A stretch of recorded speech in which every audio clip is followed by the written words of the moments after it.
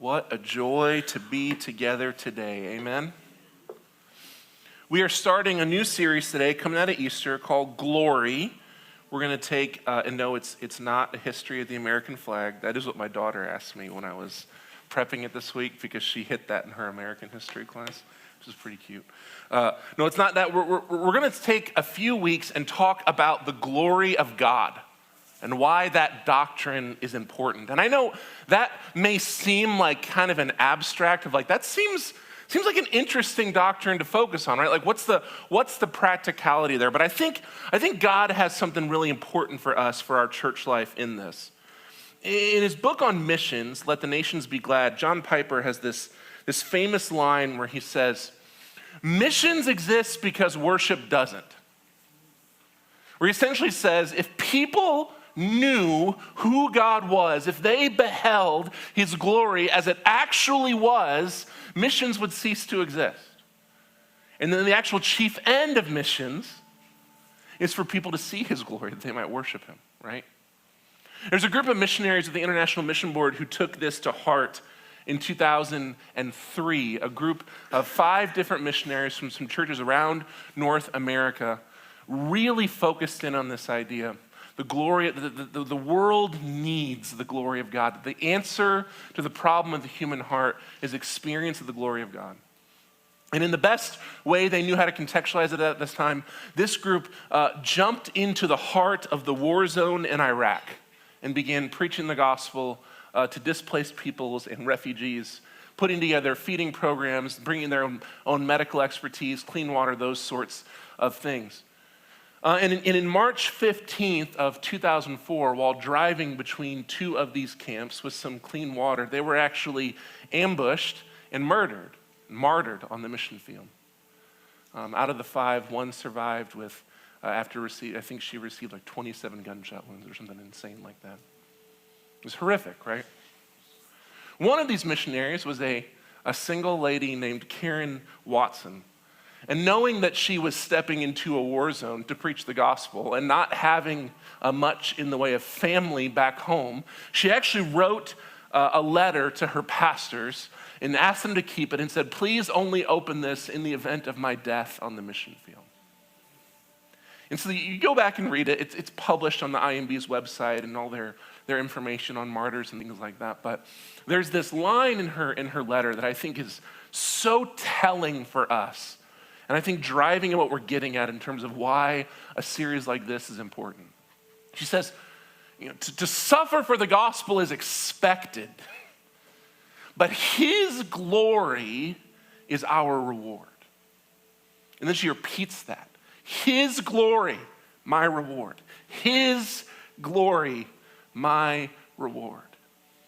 This is the aim. This is the reason someone would step on a plane and fly into the middle of a war zone to go deliver medical supplies and food and water and share the story of the gospel. It's not because that's a great plan to advance your life and career, right? It's not because that's the most efficient way to make yourself more happy, more comfortable, more joyful in life. It's to the glory of God. That his glory is the end to which a life is bent. It's no secret that in North America, the church has a bit of an image problem. I don't know if you've noticed this over the last few years, right? But increasingly, the go-to subconscious immediate reaction that Americans have toward Christianity, toward the church specifically, is increasingly negative. If you do research by generation, by the way, it gets worse and worse the younger an American is. If you're talking about millennials, my generation, or Generation Z, the vast majority of them, their gut reactions to the concept of Christianity, to the idea of the church, especially the evangelical church, are inherently negative. And by the way, like we earned some of that, right? Whether it's connections to leaders and abuse and financial mishandling, or sex abuse and child abuse, right? Real things that are happening in our time and our culture. Whether it's the intense marriage of a lot of conservative evangelical Christianity to conservative American politics, which is distasteful to some. Or even just the way Christian ethics right? Maybe Christian sexual ethics and things like that are just out of vogue in our culture, right? When it gets down to it, Christianity in our time, in our context, even though we live in a place and a time and amongst a people that gives a just historically unprecedented amount of freedom around religious practice, we still live in a place where the cultural assumptions about our faith are increasingly negative. And here's the deal, guys. As a follower of Jesus, that should matter to you. It should matter to you. And maybe not for the reasons we immediately think. It shouldn't matter to us because we want to get a one-up on the culture war or because we want and need to somehow preserve the privileged status that religious experiences in our society, right? It's not that it should matter to us because we need to preserve this certain way of life. Although all those things are good and important and worthy considerations. The reason this should matter to us primarily is that when the church is frowned upon, the glory of Jesus is besmirched. That's a good word, isn't it? When this is the cultural understanding of the church, the glory of God, the most important thing, right, the answer to the need of the human heart, is clouded. It's distracted. What a horrible thing. That should matter to us. Should matter to us because when the glory of God is clouded, it creates barriers, distractions from people engaging the gospel. The lost who are in desperate need of the gospel, and those who are in Christ, who are in desperate need of being sustained by the gospel. When the glory of God is not on full display, the needs of the human heart aren't being met. Because at the end of the day, his glory is our reward. It's what our heart needs, what our heart longs for. We are made for the glory of God. And by the way, we can participate in the glory of God. We can share the glory of God with the world. You, beloved, were made for glory. That's a big sentence. But there's truth to that. You were made for glory, and not just any cheap glory will do. It is the glory of God that satisfies the human heart, that satisfies your heart. So, for today, we're going to be in Exodus 33, if you guys want to go ahead and turn there.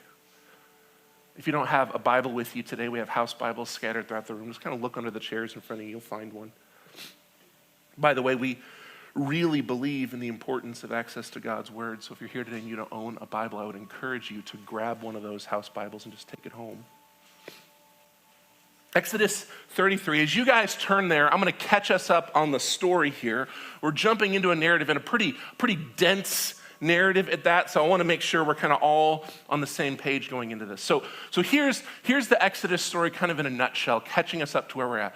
Exodus opens with God's chosen people, his covenant people, Israel, being taken into slavery in Egypt. And this is a slow process over multiple generations of just increasingly removal of freedoms and ostracization and all these different things that results in God's people being just complete, unjust, evil bondage of slavery to the nation of Egypt. And this lasts for generations as these people are misused, as they cry out to God saying, why are you letting this happen? Like, bring us freedom, free us from this. Aren't we your people? Aren't you our God? Well, Exodus tells the story of how God does intervene, that he actually steps into human history to free his people from bondage. This begins with him speaking supernaturally to this prophet named Moses. God appears to him in the form of this burning bush and says, I have set you aside for this specific task to free my people. And so Moses, along with his brother Aaron, they go to Egypt, they go to Pharaoh, the king of Egypt, and they just say, hey, here's the deal. God doesn't want you to enslave his people, so let them go or else. And you can imagine, right, like one of the most powerful kings in human history on his throne, surrounded by his guards, looking at these two shepherds who are the children of slaves going, hey, God said you have to let us go or else. And he just goes, yeah, I don't think that's how this is going down. No, that's not a thing we're going to do. And then Exodus tells the story of God bringing about these increasingly horrific plagues upon Egypt. With each passing attempt, God says, let my people go or else it will go badly for you. And Pharaoh says, no, we're not going to do that. You don't have authority over me. I don't care about your God. And God brings about horror on Egypt. And by the way, if you go through each of the plagues, each one is specifically set up not only to just decimate Egypt like financially, but specifically to blaspheme the Egyptian pantheon. Each plague that God brings upon Egypt speaks into a specific area of Egyptian theology and just destroys it. As God systematically shows, no, I have authority over this, I have authority over this, you keep thinking you have, that's not how this works. And it culminates in God sending his angel of death who kill all the firstborn in Egypt, including Pharaoh's son himself. And in Egyptian theology, Pharaoh is considered a god and his son is the son of a god. And for Yahweh to come along and just say, nope, I control that, just crushes the heart of Egypt. And so finally they relent and they let God's people go. But God is not done. Even in this moment of freedom and jubilee, God is not done intervening on history and caring for his people. Yahweh manifests himself in the form of a massive pillar of fire and smoke and lightning and leads Israel out of Egypt into the wilderness. I mean, imagine that scene. Smoke and lightning and fire descending out of the sky, making a column into the ground and just moving through the desert, with hundreds of thousands of people walking behind it, being like, this is nuts, where are we going? Once they leave, Egypt says, no, we actually can't withstand the loss of this labor force. And they muster what's left of their army and they chase after Israel. And again, God intervenes. They move through the wilderness. He provides food for them. He provides water for them. He leads them along. When Egypt shows up, he parts the Red Sea. He moves the sea. As the water pile up on itself to create this pathway so that Israel walks through on dry land, and as Egypt chases after him, God lets go and the water rushes in and drowns the armies of Egypt and kills Pharaoh. And all this comes together as God leads Israel to the base of this mountain called Mount Sinai or Mount Horeb, depending on where you're reading it in the scripture, leads them to the base of this mountain, and this pillar of fire and smoke and lightning that's been following them crashes down on this mountain. And it's this insane picture as lightning and rock and earthquake and all this stuff, the glory of God is manifesting on this mountain. And Israel is terrified, as you would be, right? Terrified. And God speaks to Israel, and there's this back and forth where he says, I am your God. I led you out of Egypt. And they're like, yeah, we saw that, right? And then he says, you will covenant with me. We will live in relationship. I will be your God. You will be my people. You will follow me. You will obey me. I will care for you always. And the people swear to it. Yes, as you say, we will follow you. You will be our God. We will be your people. And God, the creator God of the universe, makes a covenant with these human beings, right? So then Moses goes up on the mountain to work out the details of the covenant. They've signed the contract, but now they got to get the specifics worked out. So Moses wanders up into the lightning, the smoke, the fire. And then he's gone for more than a month. He doesn't take any supplies with him, doesn't take any food, doesn't take any water. 40 days, he's gone. And as the time lingers on with this massive, terrifying storm shooting down onto this mountain, and Israel just sitting there for days and days and days and days and days, eventually people start to go, you know, Moses was really old. And he wandered up that mountain by himself, and he never came back. And you can see there's like death up there on that mountain. I think he's dead. Which, by the way, totally sensible conclusion, right? And so they go to Moses' brother Aaron and they go, hey, Moses is apparently dead and there is a God on that mountain. We got to figure out, we made a covenant with that God. We got to figure out how to do this thing. And so they do. They all put their gold in, they build a golden calf, they start having this worship ritual and dancing and offering sacrifices. And while Moses is up on the mountain being supernaturally sustained by God, while God is with his own hand writing out his laws on the tablet and describing to Moses exactly how God's people will relate to him, God's people are down at the bottom of the mountain blaspheming those rules, right? And God gets pretty upset. And he stops and goes, nope, we got to stop this. Look what Israel is doing. Go down there and rebuke them. So Moses goes down. He sees Israel's idol worship. He has the Ten Commandments with him, right? These tablets of stone that God himself cut out of the stone and wrote upon with his own hand. Moses, in his anger and frustration to Israel, slams them down. They shatter.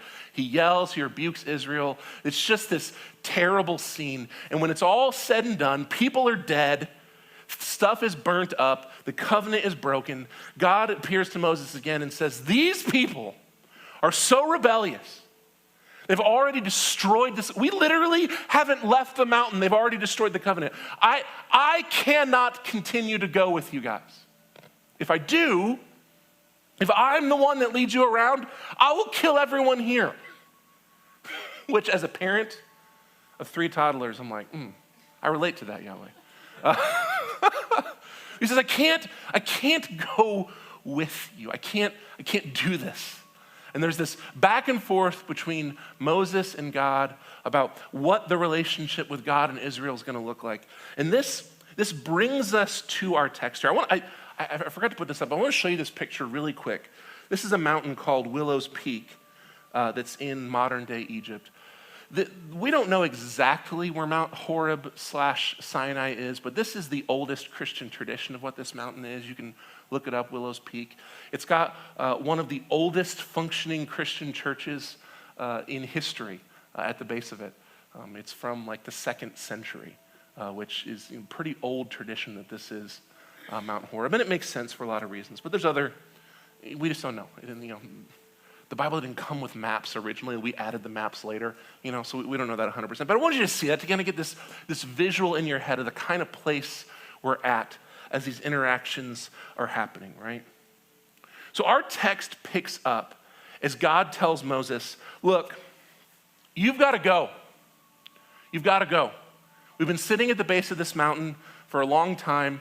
Things aren't going how they should have gone. I've got a promised land set up for you guys. I'll send an angel to guide you. You guys need to go. And picking up in Exodus 33, starting in verse 12, we read this. Oh, I'm on the wrong page. Hold on. We read this. Moses said to the Lord, look, you have told me, lead this people up, but you have not told me whom you will send with me. You said, I know you by name, and you have found favor with me. Now, if I indeed have found favor with you, please teach me your ways so that I will know you, so that I may find favor with you. Now consider this nation as your people. And he replied, he being God, my presence will go with you, and I will give you rest. If your presence does not go, Moses responded to him, don't make us go up from here. How will it be known that I and your people have found favor with you unless you go with us? I and your people will be distinguished by this from all the other people on the face of the earth. And the Lord answered Moses, I will do this very thing you have asked, for you have found favor with me, and I do know you by name. Then Moses said, please, let me see your glory. And he said, I will cause all my goodness to pass in front of you, and I will proclaim the name, the Lord, before you. I will be gracious to whom I will be gracious. I will have compassion on whom I will have compassion. But he added, you cannot see my face, for humans cannot see me and live. The Lord said, here is a place near me. You are to stand on this rock, and when my glory passes by, I will put you in the crevice of the rock and cover you with my hand until I have passed by. Then I will take my hand away, and you will see my back, but my face will not be seen. And the Lord said to Moses, cut 2 stone tablets like the first ones, and I will write on them the words that were on the first tablets which you broke. That's kind of a little like, the ones you broke, you remember that? You're going to cut the new ones. Be prepared by morning. Come up on Mount Sinai in the morning and stand before me on the mountaintop. No one may go with you. In fact, no one should be seen anywhere near the mountain. Even the flocks and the herds are not to graze in front of that mountain. Moses cut 2 stone tablets like the first ones. He got up early in the morning, taking the 2 stone tablets in his hand. He climbed Mount Sinai just as the Lord had commanded him. Then the Lord came down in a cloud, stood with him there, and proclaimed his name, the Lord. The Lord passed in front of him and proclaimed, the Lord is a compassionate and gracious God, slow to anger and abounding in faithful love and truth, maintaining faithful love to 1,000 generations, forgiving iniquity and sin. But he will not leave the guilty unpunished, bringing the father's iniquity on the children and grandchildren to the 3rd and 4th generation. Moses immediately knelt low on the ground and worshiped. Then he said, my Lord, if indeed I have found favor with you, please go with us, even though this is a stiff-necked people. Forgive our iniquity and our sin, and accept us as your possession. And the Lord responded, look, I am making a covenant.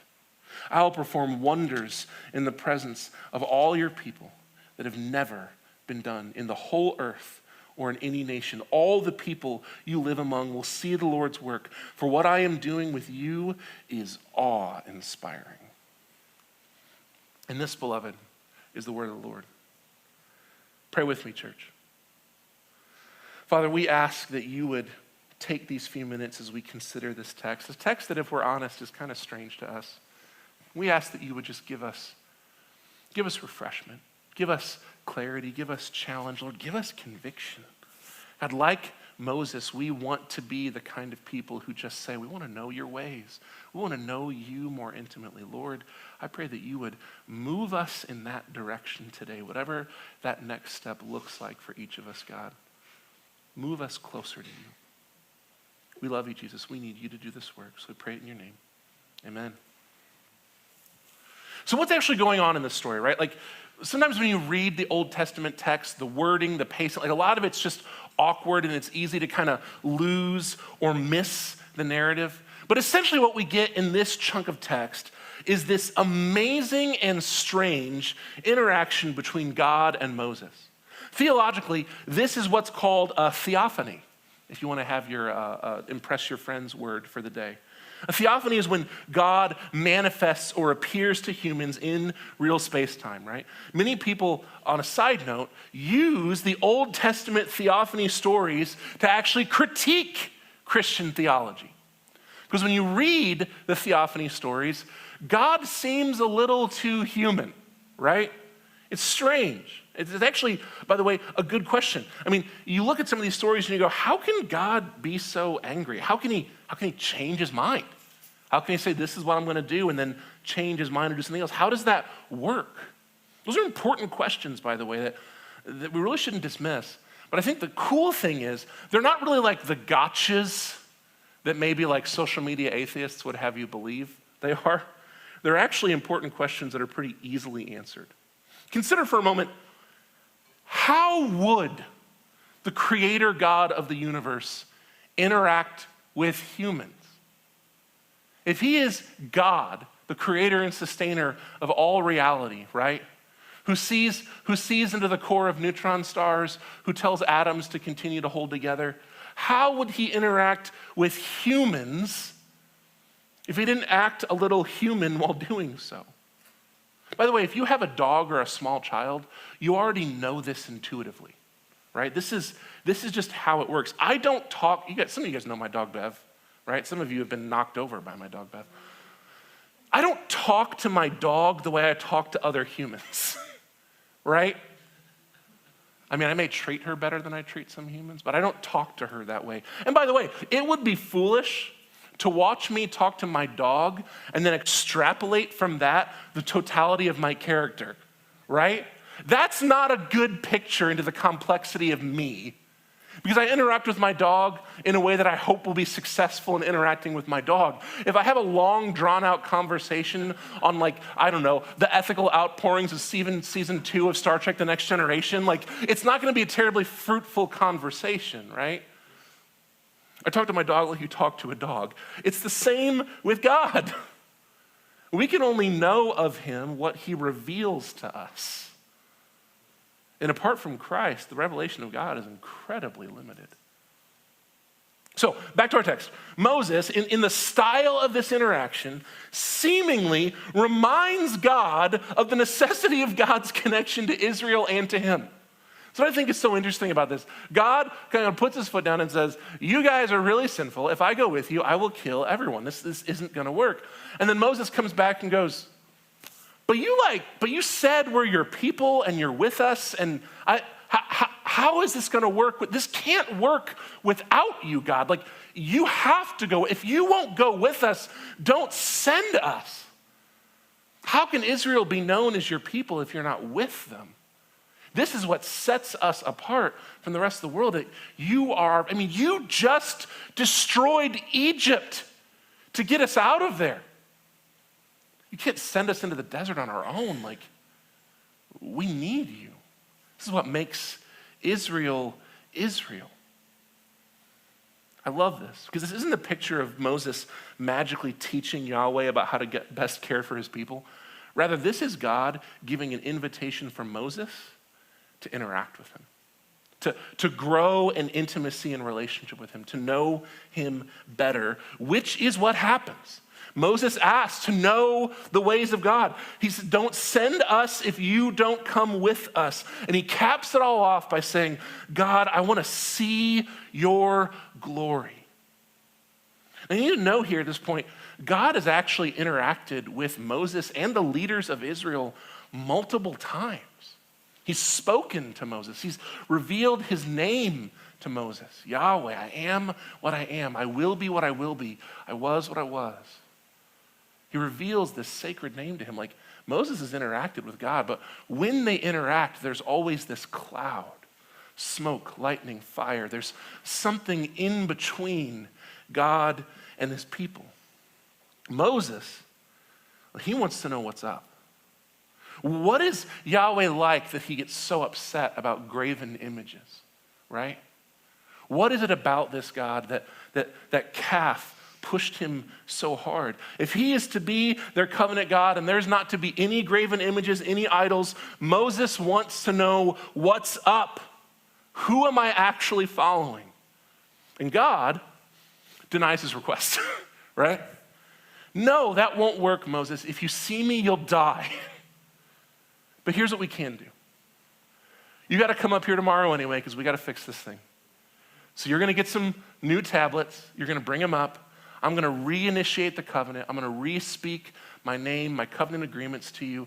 I'm going to re-spell out the law to you. And while you are with me, I'm going to place you over here and I will walk by you, unveiled, with no smoke, with no fire, with no lightning. I will pass before you, but I'm going to have to cover your face. You can't gaze upon me. When I get past you, I'll uncover your face and you can see part of me. You can see not my glory, but you can see my goodness.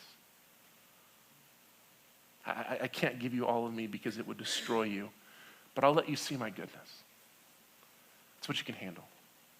So that's what happens. Moses goes up on the mountain. They redo all the work, right? They rewrite out the law on the tablets. They get everything established. God reestablishes the covenant. It's not a new covenant. It's simply God going, look, you guys already blew this. Literally day one, you blew this. But I am a gracious and compassionate God. So we will do this again.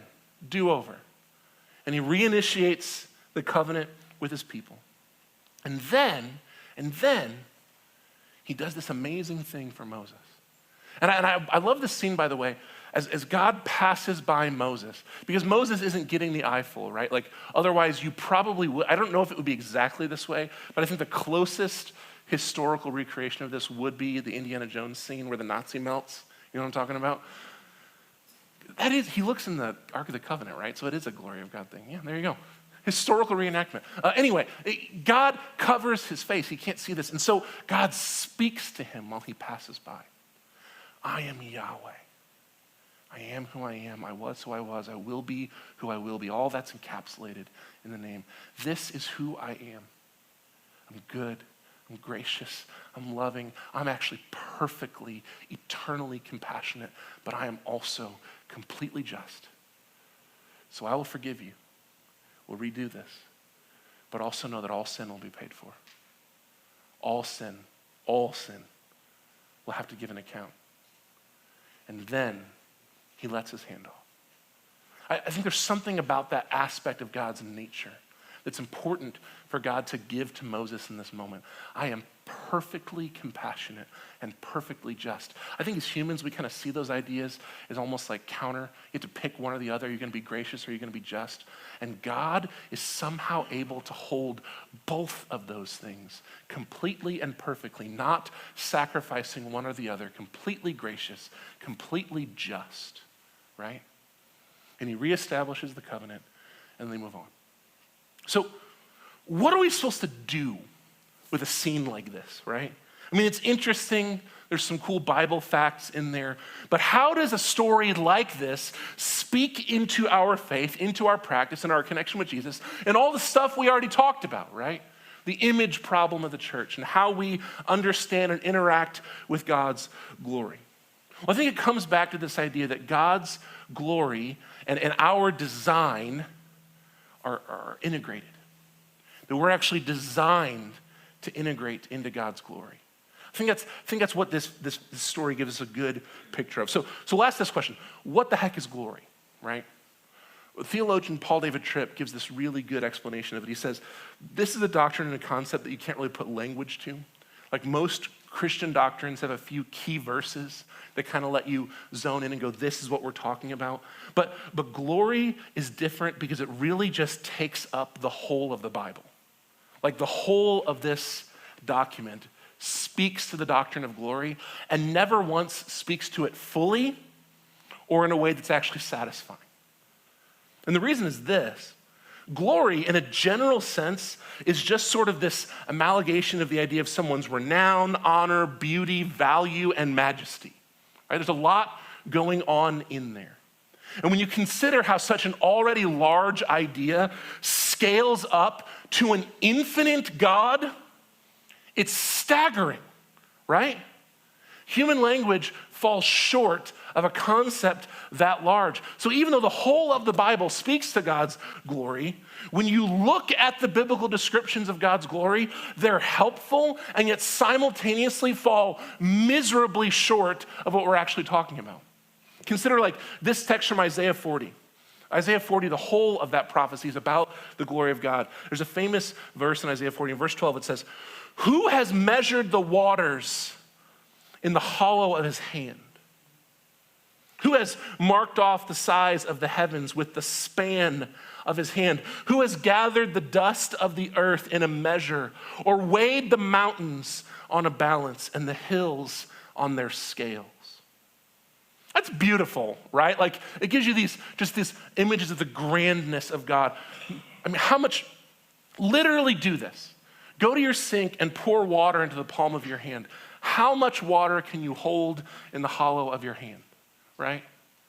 And consider Isaiah saying the God of the universe measures the entirety of the concept of water in the hollow of his hand. Not the oceans of earth, water, right? That's a lot. It's a big idea. It's beautiful, but it doesn't quite get us there. Our text is helpful because it gives us a good example of this ancient Hebrew word that's kind of a word picture for God's glory that I think is going to help us wrap our head around some of this.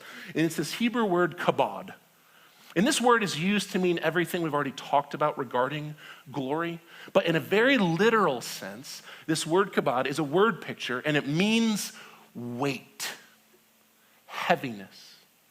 Something glorious in this image is massive, right? It's huge, it has weight. And so the infinite glory of an infinite God is a terrifying concept of weight, right? It's a grandness on a scale that language falls short of. God's glory is displayed in part through his design for creation. In fact, and I think this part kind of helps connect us here. You and I, in our image-bearing nature, are designed to desire and enjoy glory. And this is going to come together. Follow me on this. Have you ever noticed the idea that just as a human being, you are drawn to glory, right? There's something about beauty, grandness. Like have you ever noticed, like to compare that, you've never seen a dog stop to just enjoy a striking sunset, right? Like I take my dog for a walk, and then sometimes I stop and I just go, dang, it is gorgeous out today.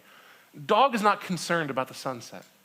She doesn't take in the beauty, the grandeur of the moment. She doesn't have like existential experiences, right? There's something about us as humans that God has designed this innate desire for glory in us. We love good stories, worthy heroes. We love expressions of beauty and expressions of majesty. We're drawn to these things because we are designed to be drawn to God himself, right? We're designed to function in the orbit of the glory of God. The problem here is sin. Sin distorts and moves us from being glory connoisseurs to being glory thieves, right? Step back into our Exodus story. Why the heck did they make the golden calf? Have you ever considered that when you think about this story?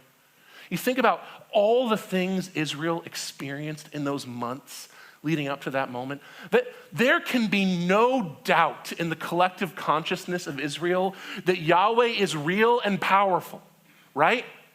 They have seen him manifest supernaturally in ways that you and I only dream of.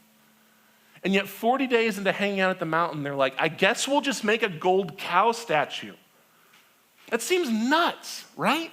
Like what? How can you have that dramatic of a shift?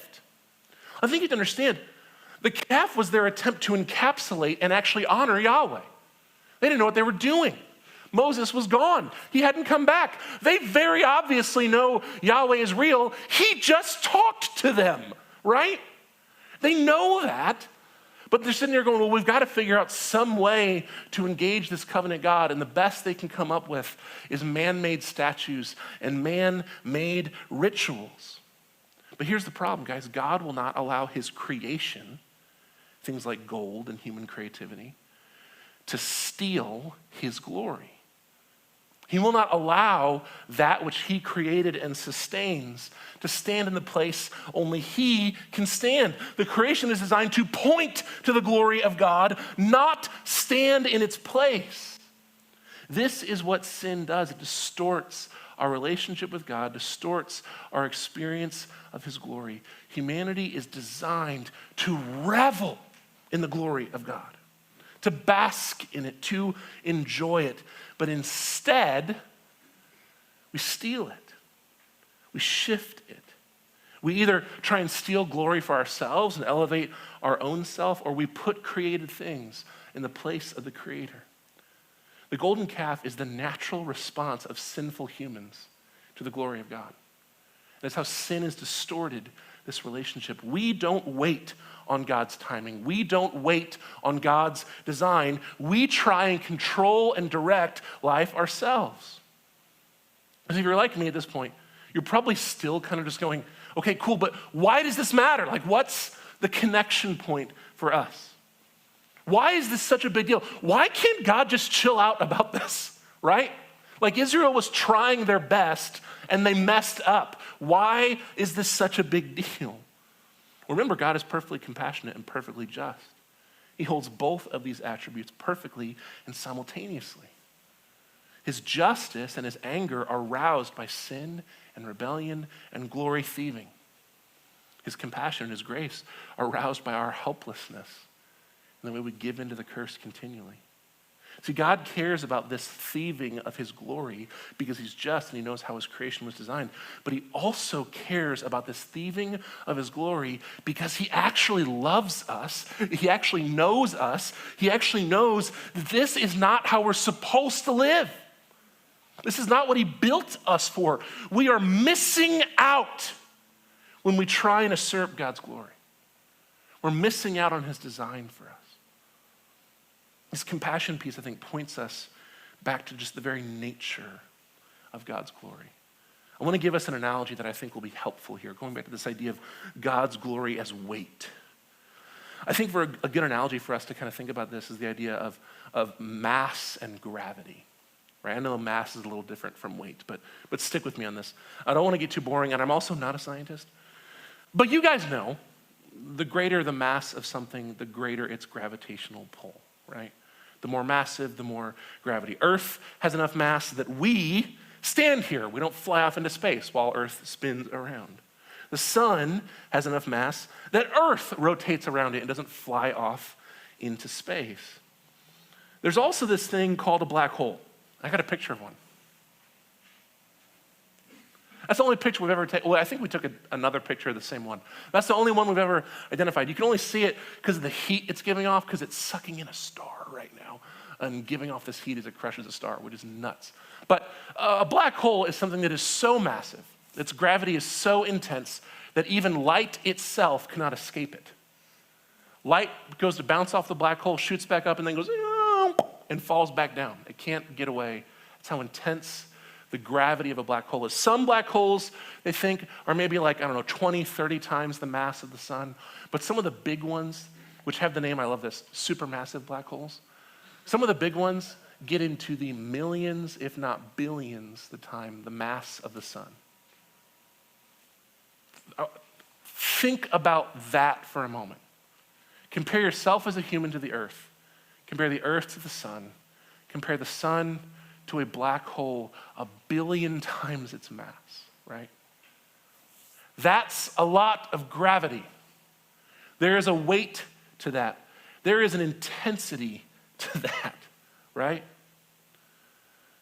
You think about yourself compared to that. Think about what it might be like. Imagine what it would be like to go get close to one, to go look at it.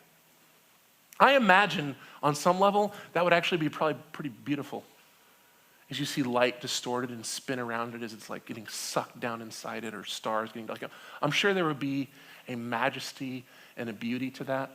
But I think inherently, even as we consider that, there's a little bit of all of us that's going, yeah, but that would also be terrible because we would super die. Like we wouldn't regular die, we would super die, right? That would just be, so you know what? This is a real thing, and this is why scientists are such a gift to humanity. If you fall into a black hole, if you cross the event horizon, you get stretched into a string of singular atoms. You just go, and you get stretched out into a string of atoms. You know what the actual term is for that? I'm not making this up. It is spaghettification.